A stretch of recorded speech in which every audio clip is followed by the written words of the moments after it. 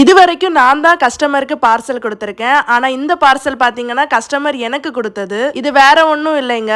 Watch வந்து rework பண்ணணும். Already இவங்க வேற ஒருத்தவங்கள்ட்ட குடுத்துருக்காங்க. அதுல அந்த ஒயர் பார்த்தீங்க அப்படின்னா கட் ஆகி பீட்ஸ் எல்லாமே இதாயிடுச்சுன்னு சொல்லிட்டாங்க. ஸோ நம்ம கிட்ட வந்துட்டு இந்த வாட்சை வந்து ரீவொர்க் பண்ணி தர முடியுமா? அட்ஜஸ்ட்மெண்ட் டைப்ல வந்து கேட்டிருந்தாங்க. ஸோ அதை தான் வந்து மேக் பண்ணியிருக்கோம். இந்த வாட்ச் டயலுக்குள்ள அந்த நூலை கொறுக்கிறதே ஒரு பெரிய விஷயமா இருந்துச்சு. கடைசியில அவங்க கேட்ட மாதிரி வந்து நம்ம அட்ஜஸ்ட்மெண்ட் டைப்ல தான் வந்து பண்ணி கொடுத்துருந்தோம்.